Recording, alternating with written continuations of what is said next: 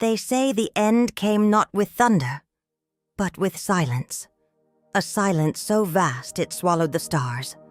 A silence that wasn't peace, but the breath before a scream. In the last cradle of a dying galaxy, beneath the fractured husks of once proud constellations, the remnants of the allied races gathered, silent, desperate, broken.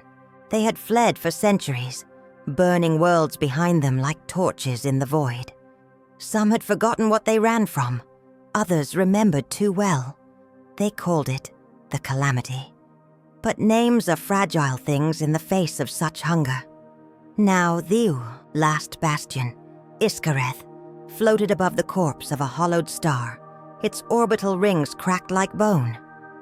This was to be the final stand, though none dared whisper the word. Not because hope remained, but because naming the end would make it real. Inside a cracked cathedral of memory, part temple, part station, part archive, an elder Karavith philosopher lit the final flame.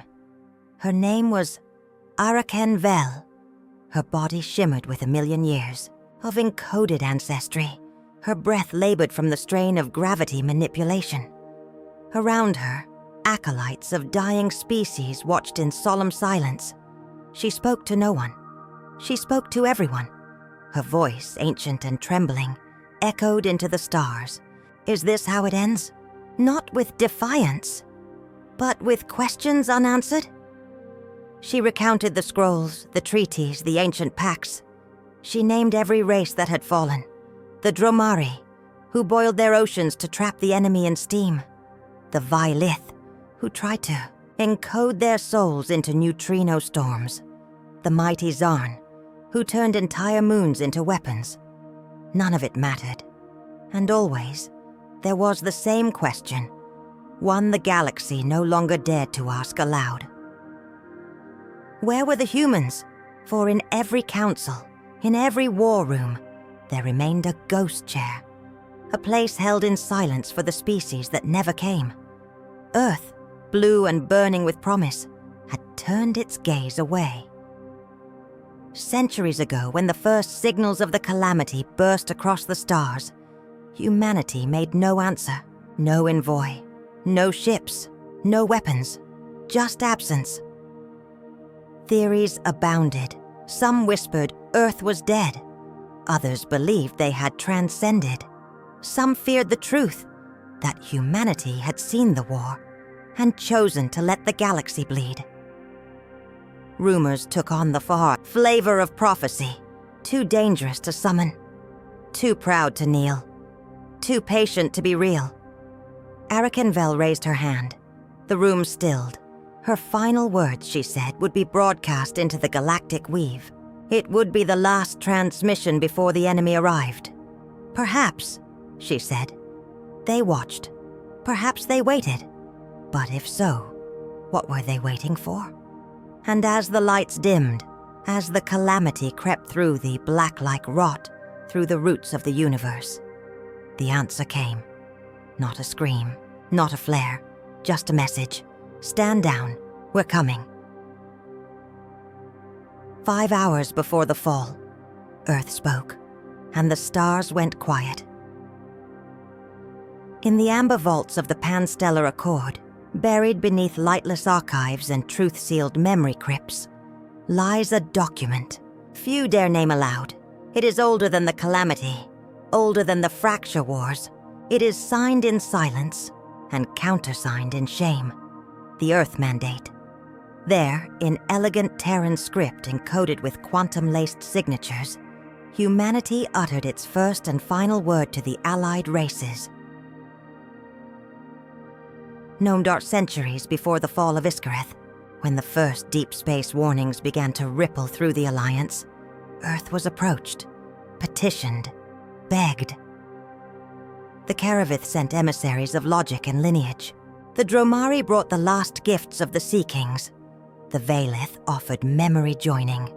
Earth declined, and more than that, they disengaged. Earth withdrew from the Accord, severed diplomatic relays, silenced the relay gates. All Terran colonies went dark within solar cycles. Even Luna, once a beacon of trade, turned inward, sealed behind defense lattices older than most living species. The allied races called it betrayal, a philosophical apostasy. They branded humanity the Great Refusal. But inside human space, a different name began to bloom. Quiet, calculated, cold as vacuum and warm as grief, the human quiet. It was not an organization, not a state. It was a movement without banners, without leaders. It was a mindset, an ethos. The belief that war, true war, was no longer a theater of strategy, but an act of infection. That to engage was to inherit the madness. That to fight the calamity was to become it. So Earth did not fight, not because it could not, but because it would not. Historians argue, was this cowardice or clarity? The human quiet was etched into Terran art, into their architecture, into their very eyes. Observation over action, preparation over pride. Beneath every city, they built deeper vaults. Beyond every moon, they scattered silent beacons. And on Earth itself, the sky slowly emptied. They watched. And as civilizations burned in the deep dark, as suns collapsed and species screamed into the dark, humanity remained cloaked in silence, like a blade still in its sheath. The Valith accused them of apathy. The Keravith condemned them for arrogance. But some voices, quiet voices, ancient voices, wondered, what if they were not hiding? What if they were preparing? What if the Great Refusal was not a retreat, but a restraint? What if the human quiet was not silence, but waiting? Time passed. The galaxy forgot the sound of Terran speech until 5 hours before the end. When Earth whispered back, they called it the Calamity. But names are fragile things in the face of such hunger. It did not arrive with ships. It did not declare war. It simply began, as if the universe exhaled, and something wrong came in with the breath. No treaties, no voice, no demands, just disappearance. First, a signal lost from the Xirian frontier, then a mining station in the Orion Fold. Then, whole star systems, gone not in fire but in forgetfulness, as if they'd been edited from existence. The Calamity was not a fleet. It had no signature, no form, no motive. It was not an empire, nor a machine.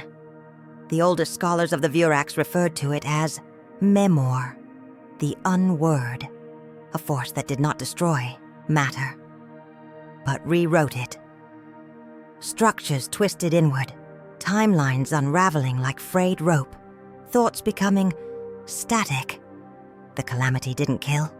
It erased, not bodies, but meaning. Some said it was the ghost of a failed god. Others whispered of a weapon left behind by the first civilization, one so vast it lost awareness of its own purpose and began consuming reality to remember. The allied races formed philosophies to cope with it, cults of entropy, movements that welcomed dissolution as transcendence. And yet, even the most devout could not look upon the aftermath without trembling. Planets left intact, but wrong. Oceans flowing upward. Cities full of statues in the exact pose of screams, made from materials no record ever catalogued. Chronoarchaeologists studying these ruins found clocks that ticked backward, architecture forming impossible geometries, and languages that changed as they were read. The Calamity had no borders. It spread through data as easily as distance. It was infection, ideology, physics itself breaking down into metaphor. And yet, through it all, Earth remained silent. The humans had not vanished. Their systems were dark, yes, but their beacons still pulsed faintly across the void. Old signals on ancient frequencies. Earth had not been devoured nor corrupted. They had simply refused to act. Whispers moved like shadows through the halls of dying empires. "They are watching," some said. "They are waiting for something." Theories bloomed like weeds. Perhaps the calamity was their creation. Perhaps Earth knew the truth. Perhaps they had seen this before. But the truth was colder. Humanity had withdrawn, locked behind time-dilated gates, buried within solar walls thicker than planetary crusts. No probes returned, no messages answered. They had not forgotten the stars. They had chosen to outlive them. The calamity came not to conquer, but to correct. That was the consensus of the last Council of Nine before their dissolution. "It is evolution," they wrote in their final declaration. "Not of biology, nor machine, but of narrative, a virus of meaning." In the silence between attacks, philosophers argued, perhaps the universe itself was tired. Perhaps the calamity was a kind of mercy, an end to a story told too long. But in the deepest archives of the Helioc Covenant, there existed a fragment, a human analysis, intercepted during the first days of Earth's exile. Just 7 words. "Entropy is not an end, it is a test." The implication haunted even the most rational minds. What were humans waiting for? Did they believe they could pass such a test? Did they think others could not? And worse, what did they know that no one else did? The calamity pressed on. Star systems, philosophies, entire species reduced to myth. The great art of the Alarith, forgotten. The mountain archives of Vex Korath, corrupted into looped screams. The sky symphonies of Kirillan space, unheard, unwritten, undone. Yet Earth's silence held. It was not indifference, it was anticipation. And when the silence finally broke, the universe would learn. The enemy without a face had never truly been the question. It was always the humans. It came as a flicker, not a warning, not a cry, not a call, a pulse on a forgotten channel buried in the oldest frequency bands, those once used before the Accord, before the wars, before language itself became fluid. Something stirred. At first, no one noticed. The stars screamed too loudly. Civilizations burned too brightly. But then, the archivists of the 6th moon detected a pattern, an energy surge consistent with human design, and a phrase, 7 syllables, cold, measured, human. "We've seen enough. No origin, no encryption, no code, just coordinates." The allied races panicked, or more precisely, they froze. The calamity had been consuming for centuries without interruption, without resistance that mattered. But now, the humans had spoken. And what they said wasn't a plea. It wasn't an offer. It was a verdict. Ambassadors from fallen empires debated the meaning. The remains of fractured species argued in hollow halls. Had humanity finally awakened? Had they judged the galaxy unworthy? Was this salvation or sentencing? But there was no time to wonder, because the calamity heard it too, and it paused, not recoiled, not retreated, just paused, as though something had disrupted the rhythm of the unraveling, as though, for the first time, it had encountered a variable it had not anticipated. This was not a beacon, it was a strike of intention. The moment was recorded by a dozen surviving observatories. Every one of them agreed. At the moment, the signal was sent. The calamity's advance slowed, not locally, but everywhere, across galaxies, across timelines, like a symphony interrupted mid-note. One scholar described it best, It was as if the story skipped a page, as if something had returned to the narrative it once belonged to, and the universe was forced to remember its place. The Allied races didn't cheer. They didn't hope. They watched, because the silence that followed the message was not peace. It was the breath before judgment. The coordinates pointed to a sector long collapsed, a void space riddled with gravitational scars and temporal fractures, a place no one returned from. But within it, something stirred. Instruments began to fail. Equations lost meaning. Space refused to behave. The calamity approached it cautiously. For the first time, it approached rather than consumed. It observed, and then the void tore open, not from within, from behind. Something came through, something that had not moved in centuries. And the message, the only message humanity had sent in 600 years, continued to echo through the stars, quiet and absolute. We've seen enough, and across the scattered remnants of the Allied races, a single thought bloomed like a cold sun. They're coming. The void did not scream. It exhaled, and in that exhale, the stars recoiled.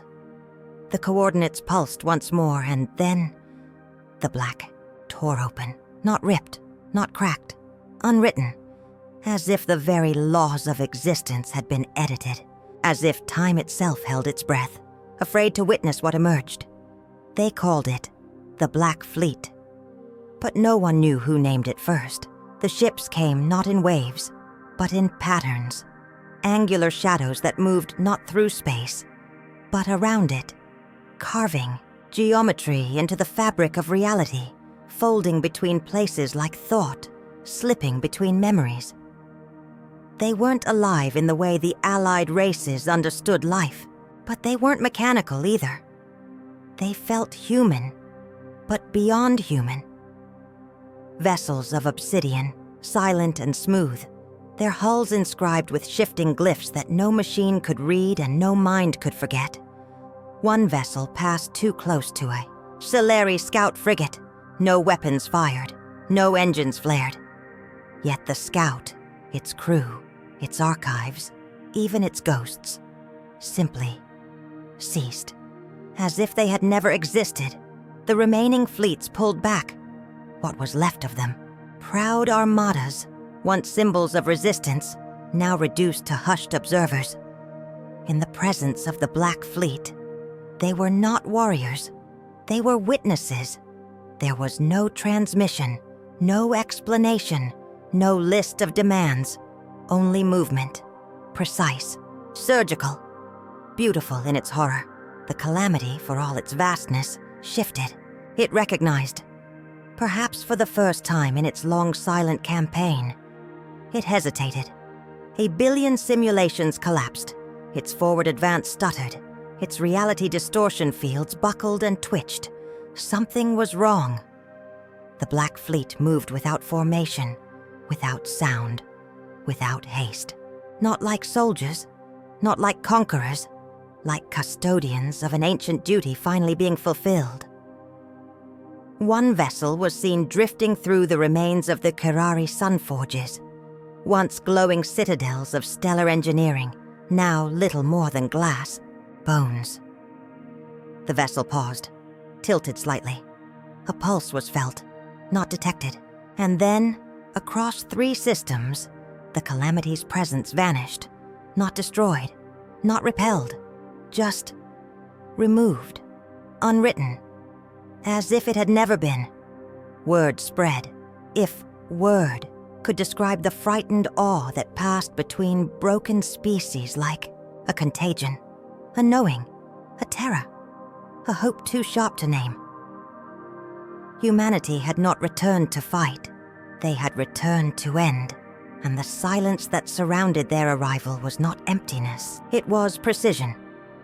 On the 12th cycle of the fleet's emergence, the largest of the vessels, a cathedral of motion and void, released a signal, a countdown. A single message preceded it. Observe. Do not interfere. The timer began. The galaxy held its breath. And within the command cores of a dozen allied remnants, arguments erupted. Should they join the humans? Assist them? Should they run? But then, a strange thing happened. Each species received a transmission. Different languages, different codes, different truths. Yet every message bore the same feeling: finality. A message that said, without arrogance, without cruelty, you are not ready for what follows. Stand aside. So they did. And the calamity watched. It began to shift, massing, reforming, adapting. But it was too late, because they had arrived. Humanity. At last. Not as the species once feared or hoped. Not as allies or enemies. But as a force. A correction. Not driven by vengeance or glory, but by a sacred, crushing necessity. They had waited. And now, they had come to collect. The countdown echoed through every relay, every channel, every listening soul. 5 hours. Each second that passed was not time. It was intention. It was design. And it moved like scripture written in motion. Across 1,000 systems, the Black Fleet stirred. But this was not war. There were no formations, no tactics familiar to any species. The vessels did not attack. They rearranged, as if the universe itself was being edited, as if humanity had come not with weapons, but with decisions. The calamity, ever shifting, ever consuming, responded in kind. It manifested its impossibilities, a swarm of unreality, masses of quantum logic and entropy-born limbs. Timelines split and rejoined in the blink of a thought. Worlds burned before the fire arrived. But humanity did not flinch. They moved like thought, instantaneous, elegant, terrifying. Entire structures of calamity biomass, colossal limbs reaching between moons, folded inward and collapsed, not from damage, but from correction. As if the code that permitted their existence had been overwritten. In the skies above Okaran 4, a calamity distortion field twisted the sun into a knot of frozen fire. Allied engineers had failed to stop it for decades. Human ships arrived. 3. They did not fire. They sang. A frequency. Low, harmonic, unbearable. The distortion cracked, reversed. Time reasserted itself, and the sun unknotted like a thread, being pulled by memory. The engineers wept, not from awe, from recognition. Somehow, the humans had learned to manipulate the logic beneath the universe, the scaffolding of reality, and they wielded it with terrifying ease, in orbit over the ruined archive world of Telarix. A calamity construct attempted dialogue. It manifested a mouth of data, language extracted from 10,000 screams. It offered surrender. Humanity did not respond. The ships moved closer, and the mouth collapsed into silence. No diplomacy, no questions, no mercy, just precision, just silence. At 3.1209, an entire cluster of calamity nodes imploded. Systems that had not seen light in generations were suddenly empty, as if reality had skipped them. No record remains of what occurred there. Only the afterglow, the tremble, the knowledge that something had been ended in a way no one could comprehend. By the 4th hour, the galaxy began to believe, not in salvation, not in hope, but in something else. A new axis of reality had emerged, and it bore a human shape. Scholars among the Veil symbiotes cried heresy and revelation in equal measure. The oracles of Kethrim fell into trances, screaming visions of what was to come. A child born on the debris field of Norris Theta, spoke a single phrase before vanishing. They remember the first silence. What that meant? No one knew. At 00:12:21, the Calamity reached. It attempted one final recursion, a total inversion of entropy across 12 adjacent stars, a forbidden maneuver, a suicide scream. The Black Fleet stopped, all at once. The largest vessel, the one they would later call the Mausoleum, broke formation, descended into the core of a dying star. It remained for exactly 60 seconds. In orbit over the ruined archive world of Telarix, a Calamity construct attempted dialogue. It manifested a mouth of data, language extracted from 10,000 screams. Yeah, offered surrender. Humanity did not respond. The ships moved closer, and the mouth collapsed into silence. No diplomacy, no questions, no mercy. Just precision, just silence. At 3 or 12:09, an entire cluster of Calamity nodes imploded. Systems that had not seen light in generations were suddenly empty, as if reality had skipped them. No record remains of what occurred there. Only the afterglow, the tremble, the knowledge that something had been ended in a way no one could comprehend. By the 4th hour, the galaxy began to believe, not in salvation, not in hope, but in something else. A new axis of reality had emerged, and it bore a human shape. Scholars among the Veil symbiotes cried heresy and revelation in equal measure. The oracles of Kethrim fell into trances, screaming visions of what was to come. A child born on the debris field of Norris Theta spoke a single phrase before vanishing. They remember the first silence. What that meant, no one knew. At Urlorba 12:21, the Calamity reached. It attempted one final recursion, a total inversion of entropy across 12 adjacent stars, a forbidden maneuver, a suicide scream.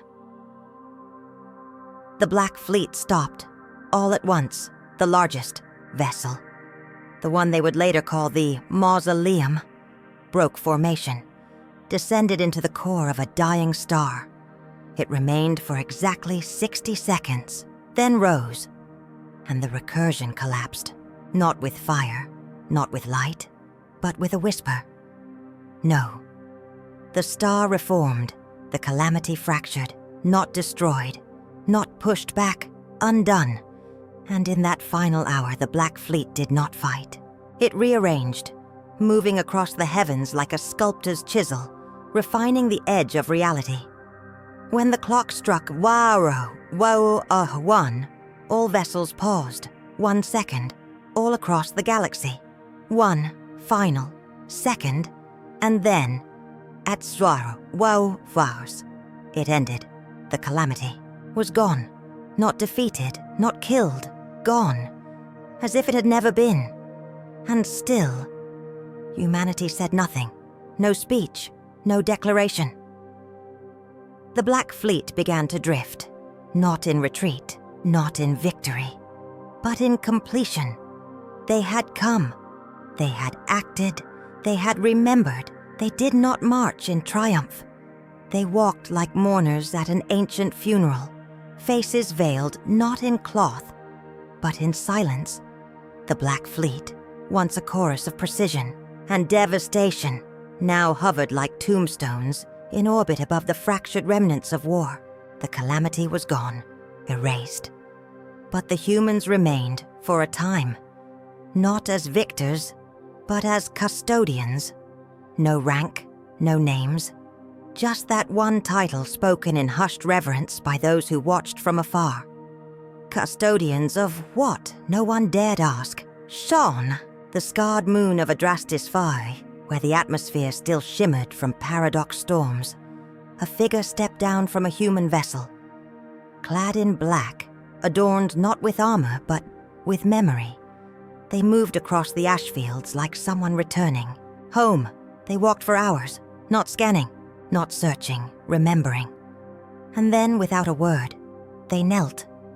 From a compartment in their chest plate, no technology detectable, they withdrew a small object, no larger than a seed, metallic, luminous.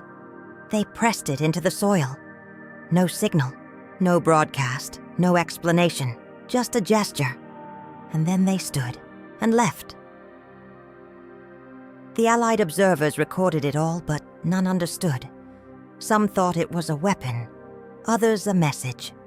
The mystics of Ilissos believed it to be a memory anchor, a tether to what once was. But those who had learned to see with different eyes knew better. It was grief. The custodians did not collect trophies. They did not plant flags. They did not even look back. They carried something deeper, something far older than the war. Shame. Not for what they had done, but for how long they had waited to do it. In the buried fragments of Earth's historical substrata, records locked beneath oceans, beneath ice, beneath intention, there are whispers of why. That this was not humanity's first encounter with the calamity. That once, long ago, before the galaxy knew their name, the calamity had touched Earth, briefly, quietly, and that humanity had made a choice not to fight it, not to flee it, but to contain it within themselves. Some theorists believed the calamity was never an enemy, but a reflection, an echo of a human catastrophe so immense it leaked into space-time, a feedback loop of sorrow, amplified by the scale of galactic ambition. And so, Earth vanished, not to hide, but to incubate, to change, to become the only thing the calamity could not absorb. A species that no longer feared loss, because they had already lost everything. The custodians walked the ruins of countless worlds, not to survey the wreckage, but to witness it, to acknowledge it, to make it real again. There are confirmed sightings, rare, unconfirmed, mythic, of a being known only as the Warden, tall, wrapped in mourning black, bearing a face none could describe, even after viewing footage, as if memory itself recoiled from recording it. The Warden spoke only once, it is said, to a dying child on the remnants of Kalion's Reach, whose body had aged a century in a day, due to temporal collapse. The child asked simply, "Are we safe now?" And the Warden answered, "You are remembered, nothing more." That child survived, and became the first oracle of the new Concord. Across the galaxy, the custodians left no cities. They planted no colonies. They made no offers of alliance. But on the worlds they touched, strange flowers began to grow. Crystalline, incorruptible, rooted not in soil, but in meaning. Some bloomed only under starlight. Others only sang when mourned beside. Botanists failed to categorize them. Engineers failed to replicate them. But poets? Poets called them wounds that chose to heal. And so the galaxy began to understand humanity had not fought to win. They had fought to conclude. They did not hate the calamity. They did not rage against it. They carried it for ages. And when the weight grew too much, they released it, not in fury, in ritual. Because humans, in their darkest truth, do not fight for glory, nor conquest, nor even survival. They fight to remember. Every world they visited was a grave, and they came, not to bury the dead, but to tell them, "We still hear you." At Ur-Zero-Zoroark, the countdown reached its end. No flare of light, no final scream, no last transmission. The calamity disappeared, not in flames, not in defeat, but like a dream that realizes it is no longer needed. One moment it consumed half the galactic arm, folding reality like parchment. The next it was gone. The rift voids collapsed. The entropy storm stilled. Structures dissolved back into geometry. And silence fell. Not as absence, but as restoration. Across the stars, the allied races waited for confirmation. But none came, because there was nothing left to confirm. The calamity hadn't been destroyed. It had been removed. As if history itself had blinked and decided the war no longer served a purpose. The custodians of Earth said nothing. No declarations of peace. No claims of dominion. No explanations. They simply stood in the void of what had once been the battlefield and vanished. The Allied empires, those few who still retained command structures, gathered what was left of their fleets, their people, their faith. Some tried to trace the movements of the Black Fleet. Others begged for an audience, a whisper, a clue. Nothing, only silence. And then the monuments began to appear. On each surviving Allied world, always in the heart of ruin, a black spire rose from the ground, seamless, monolithic, unbreakable. No technology could scan them. No force could move them. Etched upon each, a single, symbol.earth, and beneath it, a timestamp, 5 hours. There were no other markings, no instructions. Some took them as warnings, others as sacred relics. Entire sects formed overnight, devoted to deciphering their purpose. But none succeeded, because there was no puzzle to solve, only a memory to hold. The war, if it had ever been one, was over. But as the survivors looked into the dark where the Black Fleet had once drifted, they felt no closure. They felt uncertainty. Had the humans intervened, or corrected? Had they rewritten the cosmos, or simply reminded it of its original shape? No consensus emerged, only reverence and fear. A historian of the Melorith Combine would later write, "We thought we were the authors of this era, but we were only readers, and the humans were the editors." Others whispered of darker truths, that the calamity had not been the enemy, but a function, a test, a balance, and the humans had silenced it not with power, but with something far older, regret. Perhaps they said it wasn't a war at all. Perhaps it was a reckoning, and Earth was the only species willing to bear the final cost. From the frozen moons of the Karen Belt to the luminous storms of Altharan's sky, the galaxy, though quiet, would never again be the same. Because even though the stars had stopped screaming, they now remembered they did not stay.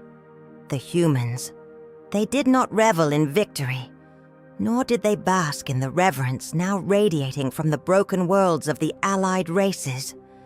There were no parades, no speeches, no demands for tribute or treaties, no conquering banners unfurled. When the war, if it was even that, ceased, they simply departed. One by one, the Black Fleet ships faded into the dark. No engines, no thrust. They disappeared the same way they had arrived, like thoughts abandoned in the mind of a dreaming god. And in the hours that followed, the galaxy felt something it had not known in 10,000 years. Emptiness.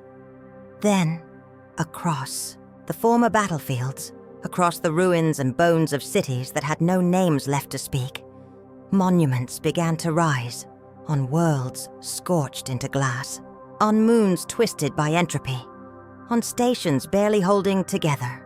They emerged from the ground or from space itself, seamless obelisks of obsidian matter, darker than void, colder than silence, identical in every system, each marked only with two symbols, the Earth sigil, and beneath it, 5 hours. That was all, and that was enough. The obelisks were unmovable, unbreakable, undecipherable. No scan could penetrate them. No mind could interpret their purpose, but their meaning was unmistakable. A reminder, a warning, a memorial.